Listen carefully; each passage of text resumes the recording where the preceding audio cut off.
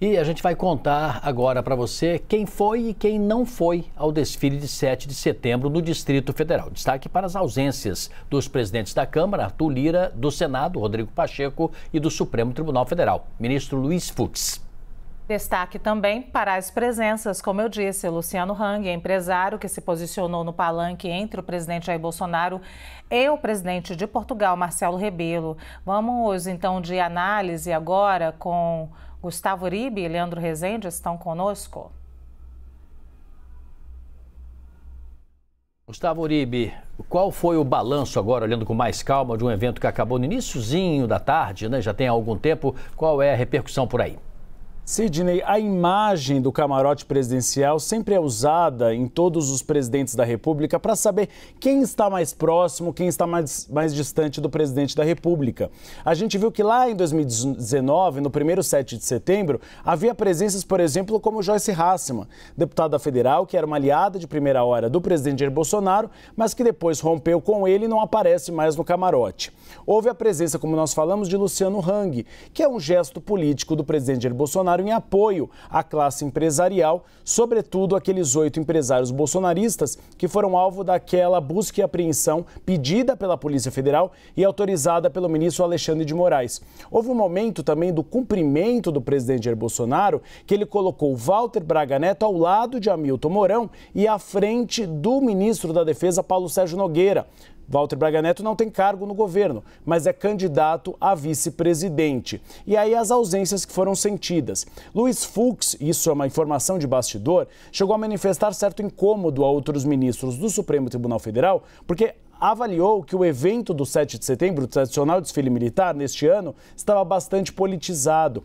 E havia uma preocupação de comparecer ao camarote do 7 de setembro e, posteriormente, o presidente Jair Bolsonaro fazer críticas ao Supremo Tribunal Federal. No discurso que ele fez no carro de som, depois do evento, ele fez uma crítica indireta. Chegou a falar: vamos lutar dentro das 4 linhas contra aqueles que querem ficar fora delas. Por isso que Luiz Fux não compareceu. Rodrigo Pacheco, presidente do Senado Federal, tem sido muito cauteloso. Ele, por exemplo, não tem quase comparecido a Minas Gerais, onde o aliado dele, Alexandre Calil, que é ex-prefeito de Belo Horizonte, é aliado do ex-presidente Luiz Inácio Lula da Silva. Portanto, ele não compareceu, justamente para não dizer que ele apoia um candidato ou outro, já que ele representa o Senado Federal. Já Arthur Lira, presidente da Câmara dos Deputados, havia uma grande expectativa do Palácio do Planalto de que Arthur Lira compareceria.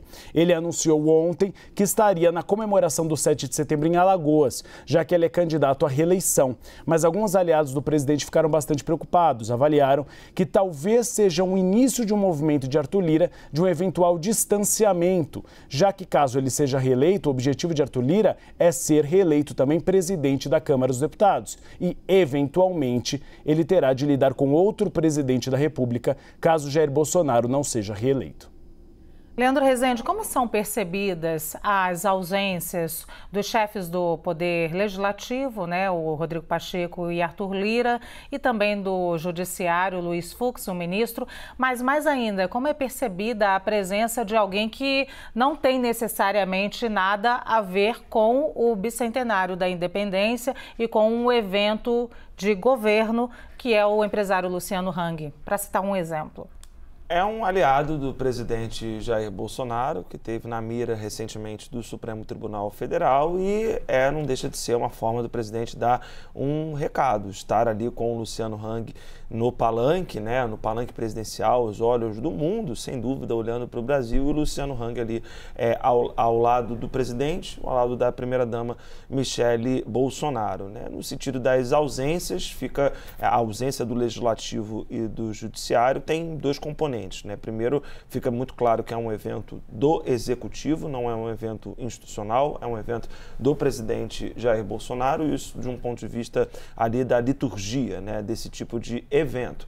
E, num segundo ponto, fica evidente também, são os representantes do Poder Legislativo que ali estivessem em Brasília, do Judiciário ainda mais, certamente seriam vaiados pela multidão que estava ali em Brasília, né? É uma multidão que está ali pelo presidente que foi para lá pelo presidente Jair Bolsonaro. Vou falar rapidamente sobre presenças nesse evento agora do Rio de Janeiro. Primeiro, desde cedo, Copacabana está tomada pela classe política fluminense, todo mundo tentando aproveitar esse 7 de setembro também para fazer campanha. O presidente Jair Bolsonaro vai se encontrar lá com o governador Cláudio Castro. 3 candidatos ao Senado também já estão por Copacabana para tentar colar a sua imagem à do presidente da República, que participa de um ato cívico ali perto do Forte de Copacabana, né, um local fundamental para a história do país, e depois é aguardado para subir ali num trio elétrico que tem a presença de alguns pastores evangélicos, entre eles